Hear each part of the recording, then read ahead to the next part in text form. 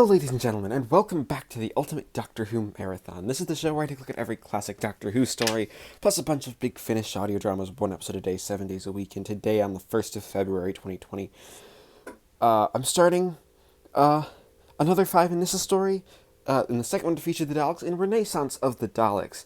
Before we begin, in 2019, YouTube was caught data mining, and the Child Online Privacy Protection Act was updated, in a way that makes me have to say that this video is not aimed towards children. Whilst Doctor Who is a show that can be watched by kids, these videos are coming from an adult perspective and can touch on adult themes, so viewer discretion is advised. But we're starting today with part 1 of Renaissance of the Daleks, with that out of the way. And before I actually begin talking about the story, we're going to talk about the cover. I don't usually bring attention to the covers, they're just there for audios, they're just usually the visual, and a bad cover doesn't make a bad story, and a good cover doesn't make a good story. But what's really interesting is that this is the first cover from Big Finish ever to be released with the famous sidebar, with the sidebar on the side, and, the Doctor's face. And there's some really interesting things about it. One, when they introduced the sidebar, they wouldn't have the Doctor on the cover at all. It took until, I think The Mind's Eye, which was release 102, to have the Doctor on the cover, actually be in the artwork. And what's also interesting is that it's when the sidebar is most familiar to fans with the Doctor's face taken from the title sequence. This one doesn't. This one just takes a still of Peter Davison, and it'll be like this, and this is something that happens actually quite a bit for the early covers. I think until release 110 might be the first one, or 108 when they start using actual the title sequence images. I know this is the only one with the Fifth Doctor and Nyssa that has it, but what's even weirder is that without the Doctor on the cover, this cover is just plain weird. It's the TARDIS with a bunch of Daleks surrounding it. I hate to say it, but that's kind of a really bland cover, and it kind of looks like just a placeholder image. They were like, oh, we don't have a cover ready, but this is the official cover. This is, if you get this story on CD, if you track down a copy of the CD, this is the cover that it will have. Which I genuinely think is just a weird...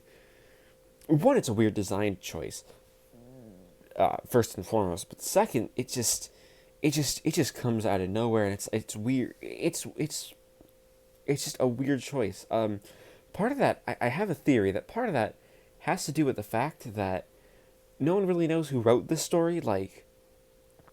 The writer credit is from a story by Christopher H. Bidmead, sort of marking the first Big Finish story written by Christopher H. Bidmead, the script editor for season 18. He wrote quite a few. He wrote Logopolis. He wrote Castrovalva, and he wrote another TV story that we haven't gotten to in a couple. And he has written a couple more audios for Big Finish. Since this, but it isn't written by credit. Apparently he believed that his story wasn't his scripts weren't good. So I'm guessing Alan Barnes, who was the script editor at the time, must have taken over. And from this first episode, you can actually tell that there isn't necessarily a cohesive idea. A lot of this is dealing with pre-Dalek invasion of Earth, which is fine, but the Doctor's in this area that we don't actually ever get quite an explanation for. And there's a lot of time travel going on. Nyssa's being sent in through time, and she has this thing called an interrocitor, which is, basically, taking her through time. And she gets taken to the American Civil War. Yeah, that's a thing that happens. The American Civil War.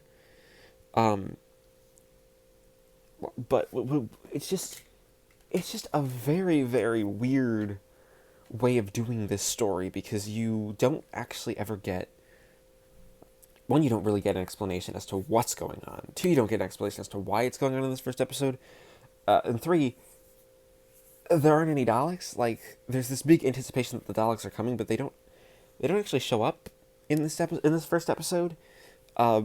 Which I don't know if that's planned. Like, it's very weird. And like, there's this idea of like them of like toy Daleks being a thing, and there's this weird advertisement that plays, and it's not really I can't tell if it's a diegetic advertisement or something that just the audience is supposed to hear. Like, it's weird. I will say, William Hope plays General Tillington, who is this sort of American unit general with all the American stereotypes, and I will say he's clearly having fun with the role, and that's clearly fun, but this episode is just piecing together a lot of things, and a lot of things that it really doesn't.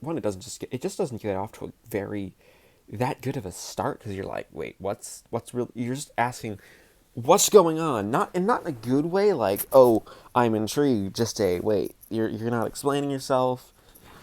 What is up with this story? What are the characters really doing? What things are happening?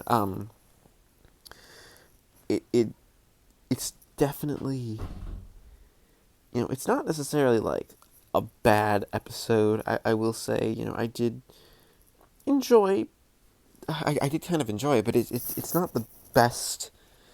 It's not necessarily the best starting point for the story, and it's most definitely not, actually, telling you anything of what's going on. Like, both Peter Davison and Sarah Sutton sound kind of bored with the script. They which is kind of a shame. So that, like, they sound like, oh, we aren't really doing necessarily something that's all that interesting, but we have to do this script anyway because that's what we do.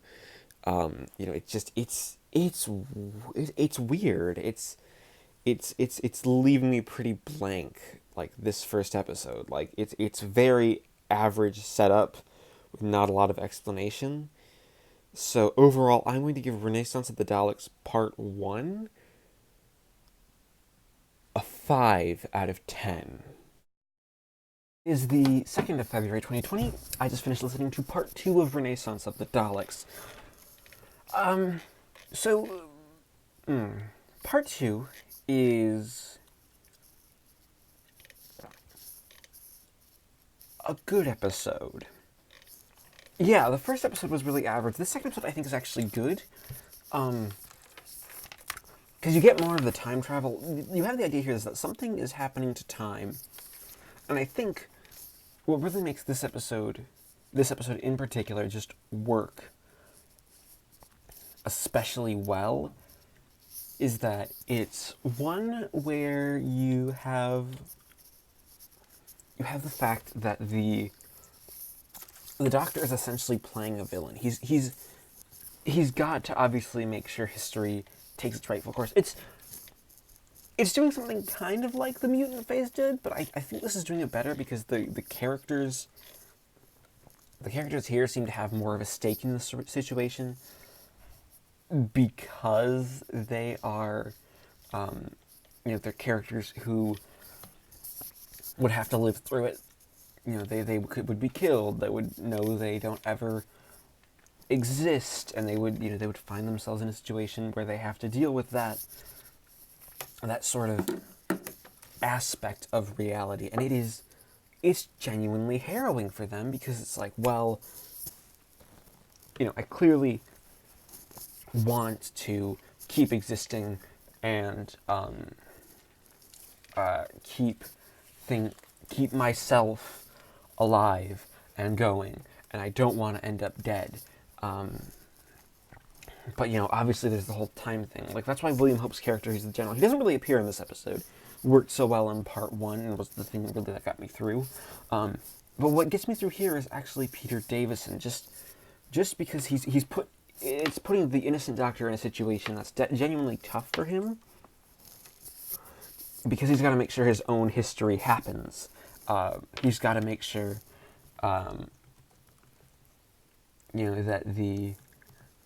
that the characters,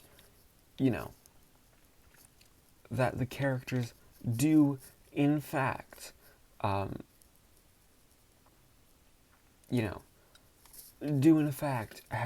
their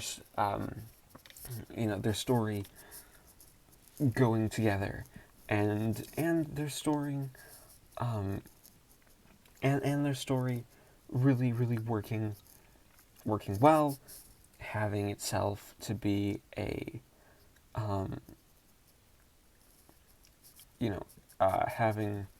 having itself go on. Like, you have a person from the Confederacy on the TARDIS, a crusader, and now this episode actually takes place quite a bit in the Vietnam War, so you're dealing with Agent Orange, and I will say Christopher H. Bidmead does a good job of sort of tackling these issues. Like, he doesn't do all that much with everything that perhaps the story is doing. It's one of those things where you have the story, going, and you have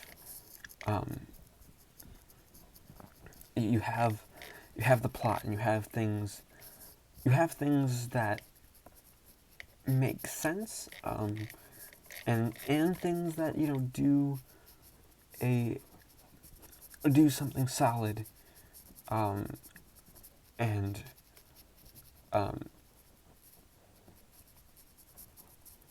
do something solid that the plot really does do a good job,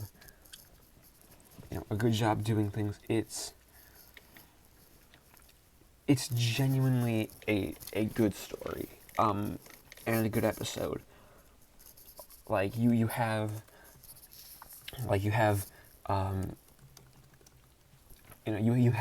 this slave having his little bit of the story. You have this professor, war correspondent person, from the Vietnam War, doing her part of the story, and it's all making sense. And you have Wilton, who is this child who basically lets these small toy Daleks on the on the story, and it's into the story. Like, they and what's interesting is Bidmead's trying to do this thing where not having the Daleks there 100% is almost seems to be part of his point that he's trying to make, is that they're off screen when the Doctor should be perhaps facing them.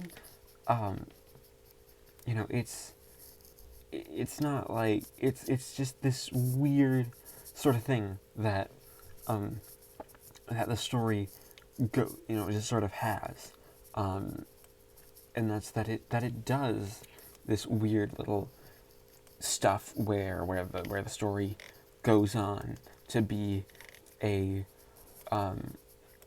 story like this, and I definitely enjoy it. It's definitely a good episode, though I don't necessarily know if could be described as perfect. It's just very much a weird thing that that the story does, and that the plots sort of make things out to be with these characters. Like, there's just a lot there, and there's just a lot that the story does incredibly well, that you almost sort of need to understand it. It's good, but it needs, and it could be going to something amazing. But it could also be not. Is the thing. So overall, I'm going to give Renaissance of the Daleks Part 2 a 7 out of 10. All right, it is the 2nd of February, 2020. I just finished listening to part 3 of Renaissance of the Daleks. And I have to say, I definitely enjoyed the episode. As it stood, I don't necessarily know if it's better than, say, the first one, because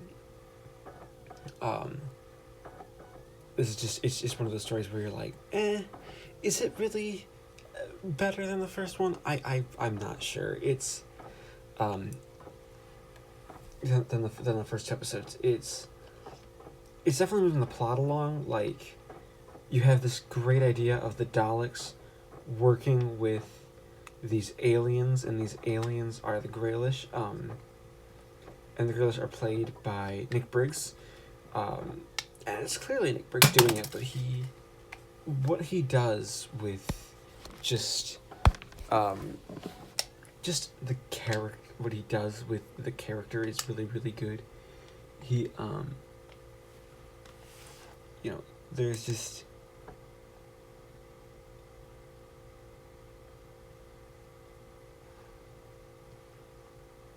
this real sense of the characters, really working together. It's just a good example of how, one, to write a character, and two, just to how to make the character feel so different. It's like, you have the toy Daleks, you have the Greylish as just sort of this thing controlling the Daleks or working with them. It's not entirely explained here, but it's definitely one of those things that is an interesting sort of thing. It's just the different sort of thing the story does. So, you get just you get the idea, and you get where the story kind of works, and sort of just comes on. It's one of those stories that just sort of knows what it's doing, does what it's doing, and continues to be, pretty good. Like, it's playing with some stuff. Like, you have the whole idea of just the of what the story's doing. Like, it's this complete story where you have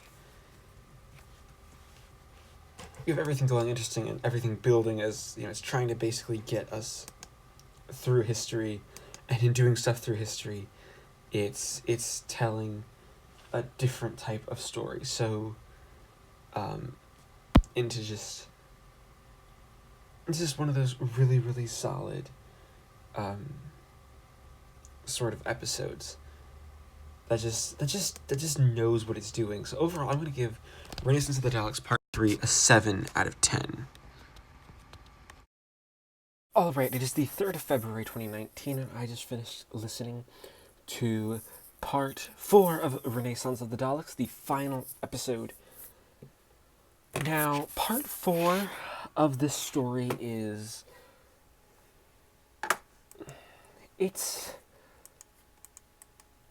It's a decent conclusion. I think about that's what I'm going to say, is that it's a decent conclusion. I definitely enjoyed the story, but I have some criticisms of it, especially this this whole final episode, which is just, in my opinion, a bit too dense. I get for to be really a, to be a total, to be telling a total plot and everything coming together.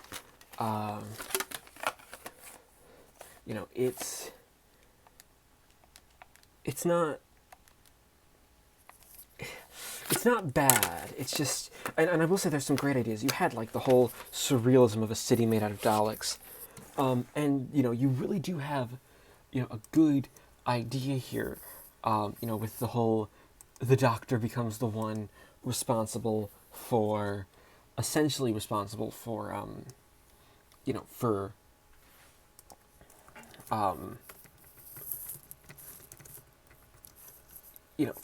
for for making sure the invasion actually takes place, and that that his former self can actually happen.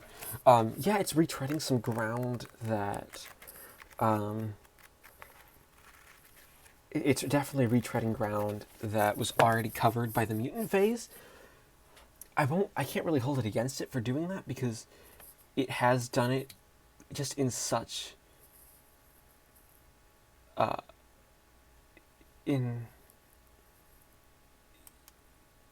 such a good way, that it is one of those stories that I think does a, not only does a good job, but does a great job about doing the story, doing this story as just sort of as it stands. It's it's one of those stories where you have, the ideas there, the whole stuff with the plot does a solid introduction, and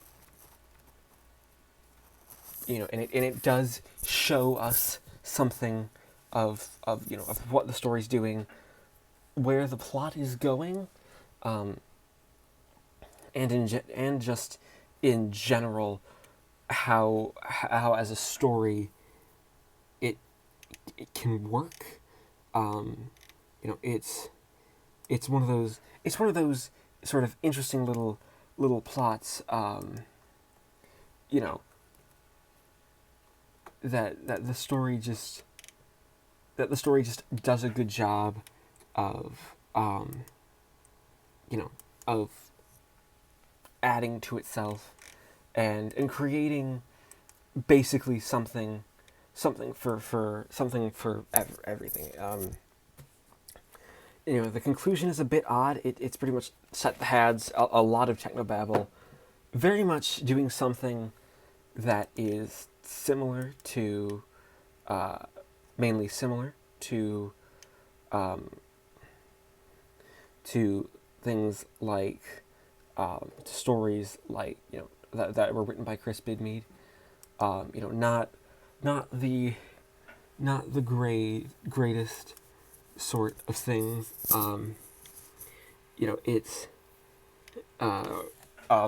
It's this sort of absolute, almost a little bit of just complete insanity, where you have what the story is doing.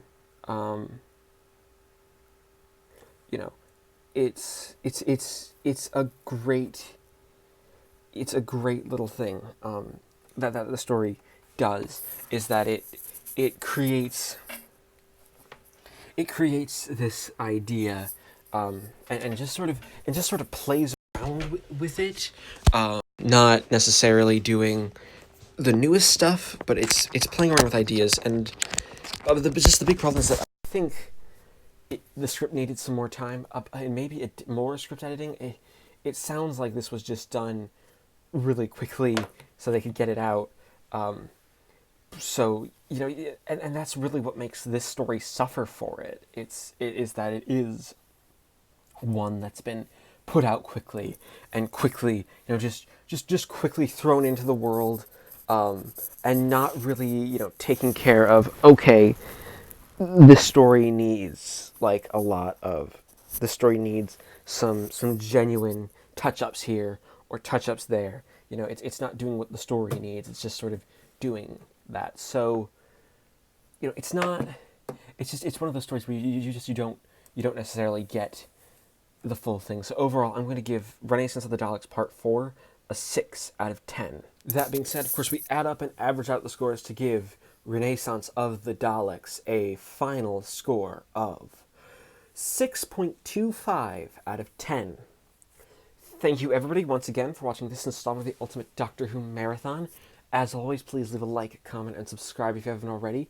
And join me next time when we take a look at the only bonus release from the Fifth Doctor's era, with and a story that brings back some Hartnell villains, and the only Big Finish audio drama we're covering by Virgin New Adventure writer Daniel O. Mahoney, with Return to the Web Planet.